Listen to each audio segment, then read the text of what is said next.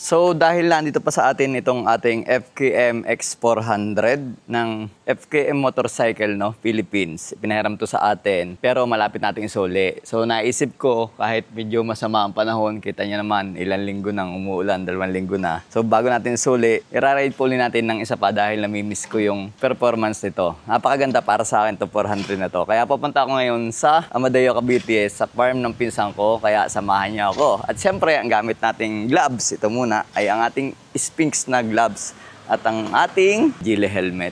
Carbon to. So ayan, hindi natin papatagalin. Start na natin ang ating motor using remote control. Kasi mamimiss natin. 1, 2, 3. Alright. Bulsan na lang natin itong susi. Sarap niyang gamitin. Kahit na masama ang panahon yan, no? Huwag naman sana na abutin tayo, pero tatabi na lang tayo kung sakali tayong abutin ng ulan. So ayan, di ba? Napakaganda ng helmet natin, carbon. Ang ganda nito, ganda sa kamay. Alright, ang ganda ng set height nito, suabe, di ba? So, bago tayo dumiretso sa ride, naisip ko na may nagtatanong kasi kung ilan daw kilometer per liter itong ating Falcon. Ating kukahin ng average. Patay natin. Kukuha natin ng average ng kilometer per liter nito. Kaya brother, i-full tank mo ng sagad. Tapos pagbalik dito, ipo-full tank uli natin. Itong ipo-full tank ni brother ay useless to. So ibig sabihin, ibabalik lang natin mamaya. Pag nabalik natin mamaya, kukuhanin natin kung ilang kilometro yung nagamit natin. Tapos i-divide natin sa ikakarga uli mamaya. Tama? Sagad na sagad mo brother. Yung talagang tipong naglulungad na siya. O gayin pa natin. Ano, wala na, hindi na bumubula. Wala na. O sige, ayos na yan. Isara natin. Tandaan na lang natin, hindi ako marunong mag-reset ng trip nito eh. Ayan o, 381.5. Yan ang imimenos natin dun sa makukonsumo natin sa madadagdag dito. Biglang didilim. Ayan o, yung panahon maulan. Andito tayo sa SM South Mall. Ayan. Ang bahay ko is papasok lang dito. Tapat lang na SM South Mall. Dahil may Unioil dito sa tapat, dito na tayo nagpa-gasolina. So ito, mix to ng medyo may pagkawalwal. Meron nga palang bumukas dito. Ang kagandahan dito sa Falcon, ayan, may built-in na merong charger sa gilid, 'di ba? Kung may cellphone holder kayo dito, hindi na kayo malulubat dahil meron ito. Alright. Sa ride na ulit tayo, let's go. 381.5 yung start ng trip natin. Wow, nakakamiss yung araw, oh. 'Di ba mga boss? Tayo mga rider ito yung inaantay no? Yung sumikat yung araw. So andito tayo ngayon sa unahan ng Ebeya. Ito yung dire-diretso lang papunta ng Villar City. Dahil sa Villar City tayo dadaan. Yung iba sa inyo hindi familiar pa sa dadaanan natin. Ito sakto-sakto mapapanood nyo sa vlog ko. Kalalampas lang natin ng Ebeya. Tapos may rotonda doon. Dire-diretso lang natin. Kasi kung kakaliwa tayo, papasok na yun ang MCX. Ito yung village na Portofino South sa bandang kanan. Villar City, rotonda. Pakanan tayo. Welcome to Villar City. Bukas ng alas 6 ng umaga, pero sa private vehicle lang to pwede. At ito, pinapagmasdan tayo ng gwardiya. Titingnan niya kung malaki yung motor natin. So 400cc to. Pwede to rito. Pag bumaba sa 400cc, hindi nila pinapapasok. Lahat ng nakikita nyo sa pagkakataong ito ay kay Manny Villar. Ito yung sinasabi ko dito, pakanan. May daan doon sa Daang Hari, yung Villar Avenue.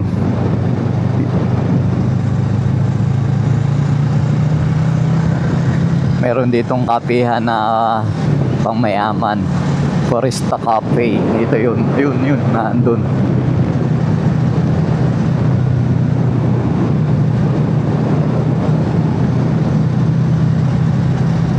Ayan oh, diba?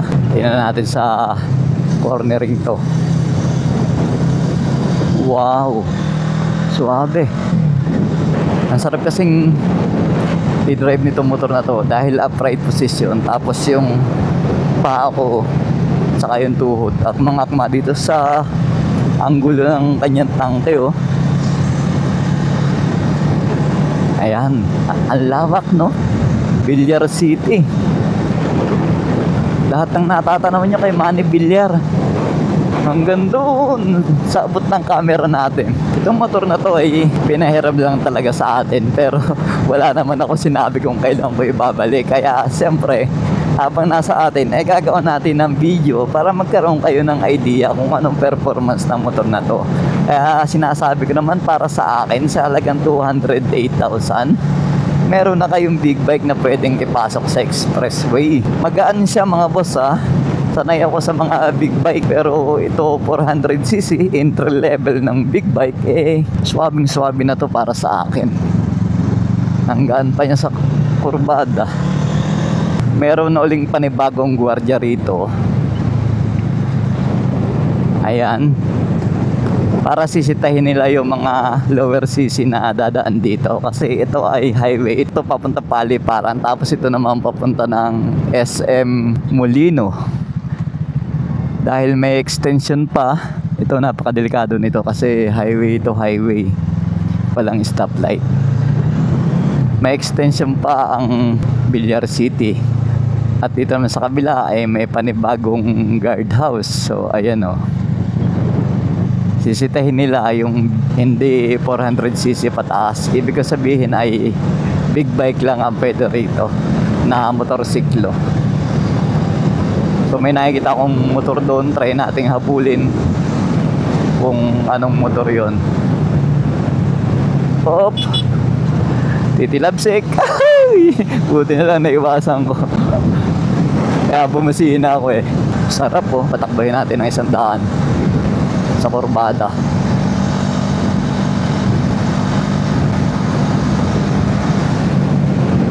Ayun gwardiya siguro to. Hindi naman siya big bike pero nakadaan. Hindi ko alam kung saan dito, kung saan pupunta yon, pero ito naman dire-diretso, kaya may panibagong gwardiya pa rin. Dahil nga ito naman ay ano bandaan to, Salitran. Tingnan natin. Salitran Road, San Marino, tapos De La Salle University, dire-diretso. Ang dulo kasi nito, yung subdivision nakatapat ng De La Salle University, La Salle Dasma. Ito na naman, cornering. Bawas kwarta para swabe ang pasok. Dagdag cambio, parang racer lang. Dahil kurbada, medyo ang body position natin ay nakahalfway tayo. Ayan, may panibagong gwardiya na naman. Basta yung mga tsansa na pwedeng pumasok yung mga small cc, lower cc, ay merong guard. Kaya wag yun ang tangkahin pumasok. Mapira lang siguro kung mga delivery rider pwede, kung nakabook. At ito yung subdivision na kung saan ay dulo talaga ng Villar City. Ito yung gate na lalabasan. Wala naman ako nilikuan, dire-diretso lang. Ang tumbo kasi nito, La Salle Dasma na Ito na yung kinakaayaw natin. Umuulan na, kaya sisilong muna tayo.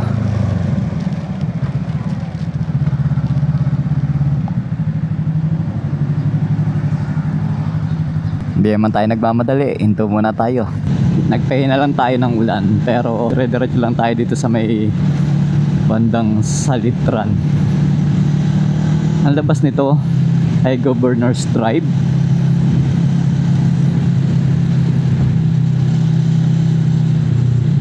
Hindi tayo makapag-banking masyado dahil umuulan.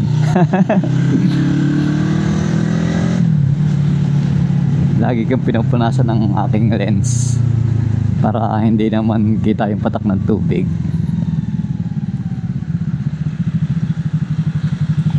Oop. Dahan-dahan, baka tayo matilabsigan. So ito yung daan papunta sa Governor's Drive. So hindi pa tapos, dito muna tayo. Ganito talaga ang buhay na rider, no? Yung miss na miss mo na magmotor, tapos umiinit dun sa bahay nyo, nasa banda kalagitnaan ka ng ride, ganito ang mangyayari sa iyo. Hindi ka na mag-iisip na bumalik pa, talagang itutuloy mo yung balak mo. Panahon lang naman na mawawala sa'yo kung magpapatila ka ng ulan. Mas safe na antayin mo munang mawala yung ulan or humina. Kasi dito naman sa lugar nito, katulad dito, parang ambon lang, no? Ito Governor's Drive na to eh. Ayan, Tagaytay, kanan ay kaliwa, 13 Martires, General Trias, dire-diretso lang.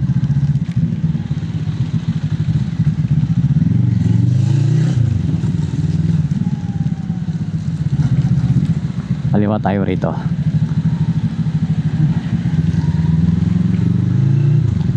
BTS Boulevard ang tawag dito or UTS. Tingnan niya natin doon sa dulo. Ito, saglit lang to eh, parang bypass lang to eh. Basahin niya natin kung ano ibig sabihin nito. UTS Boulevard.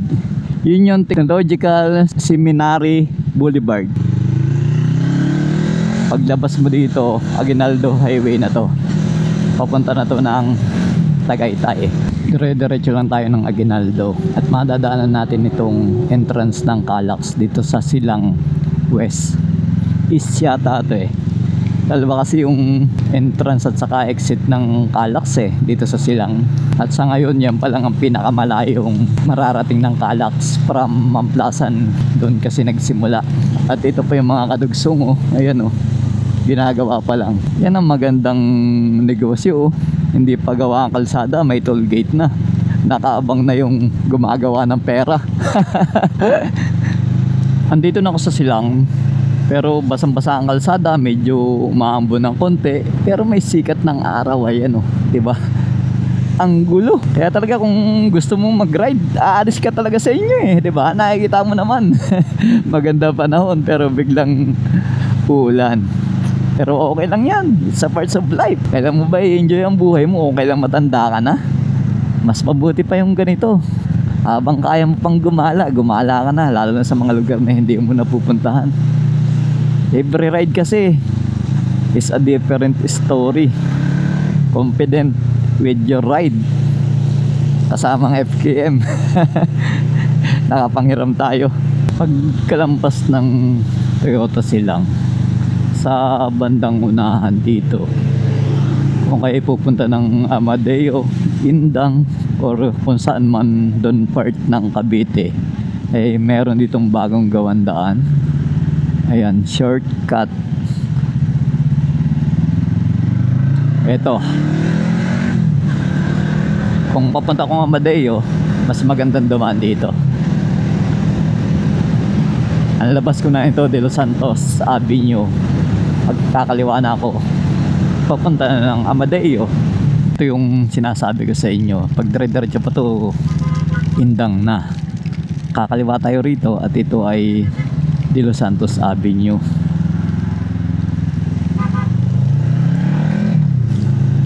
Alright, ayan. We are entering na ng Amadeo. So tatabi tayo. Gagawa tayo ng thumbnail. Ayan o, diba? Welcome to Amadeo, coffee capital of the Philippines. Ayun yung tasa nila. Tapos kulay brown, kulay kape, diba? Dito kasi inaangkat yung magagandang kape. Kaya ito tinaguri ang coffee capital of the Philippines. Let's go! Amadeo Save More. Matarik. Ito yung daan papunta sa farm ng pinsan ko.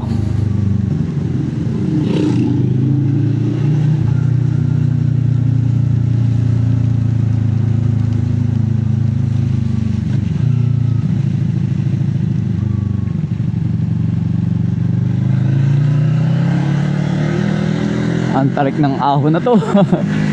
Kayo, kahit trusere. Lakas ang motor na to. Ayun o, papansin nyo naman.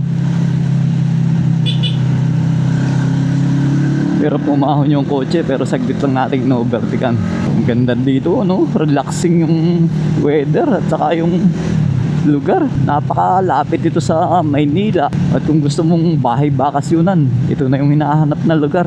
Malamig ang panahon. 5 minutes, nasa Tagaytay ka na. 5 minutes lang ha. Kahit bike man yan o motor, 5 minutes lang. Kasi ang Amadeo is boundary na ng Tagaytay. Ganda ng bahay oh.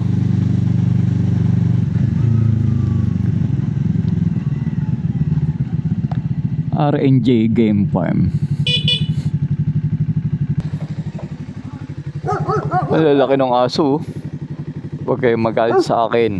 Andito na tayo sa farm. Itong lugar na to kahit hindi umuulan mas malamig talaga kumpara sa baba, no, sa Maynila. Sinabi ko naman dati to sa vlog ko. Ito yung ating FKM na ginagamit na Falcon X400. Napakaganda naman ng performance, no. Mamaya pabalik ako ng Manila. Pagdating dun sa kung saan tayo nagpagasolina, papagasolinahan natin at doon ko ipapakita sa inyo how many kilometer per liter ang average ng fuel consumption nitong Falcon X400 ng FKM. Ang galing, oh. Kanina kulay puti yung background, ngayon naging itim kasi nasa may bandang bubong tayo. Nagpapalit siya ng dark mode. So ayan, pabalik na tayo ng Manila. Saktong-sakto naman tinetesting ko kung gaano kalinaw ang kuha nitong bagong camera ko na DJI Osmo Action 5 sa gabi. Kasi nagpalit na ako dahil yung GoPro ko napakalabo sa gabi. Yan talagang hirap sa GoPro. So ito kung ano nakikita nyo ngayon, gabi ngayon, pabalik na tayo ng Las Piñas dahil maulan. Kaya naabot tayo ng gabi. Nagpatila ko talaga hindi tumihila. Ganun talagang buhay rider. Kaya doon na tayo sa Uni Oil para makita natin kung ilan ang kilometer per liter nitong FKM Falcon X400. Alright, Uni Oil na tayo. Ipupultang uli natin to katulad ng sinabi ko kanina dun sa vlog. So ang kanya natakbo ay 474.4. I-minus natin kung hindi ako nagkakamali sa 381. 474.4 minus 381.5. So 92.9 natakbo natin kilometer. I-divide natin sa makakarga ngayon. Sagad mo ate, yung talagang wala nang bula. 92.9 ang nakakonsumo nating milyahe. I-divide natin doon sa 3.74 liters na naisalin. 3.74 equals. So ayan, ang equals niya 24.8 kilometer per liter. Okay naman para sa akin itong motor na to na 400cc at mukhang hindi naman ako magsisisi pag ito yung ginagamit ko kasi hindi naman ako nakaranas ng manhead sa kamay kasi maganda yung aking body position. Yung riding position ko talagang upright yung riding position natin dito, hindi nakakapagod. So ayan, sa mga nagsasabi na ang big bike ay malakas sa gasolina, it's not about how many kilometer per liter dapat it's about how many mile per kilometer, di ba? Ito si Boss Vic at nagpapaalala lang, ride safe always. Alright?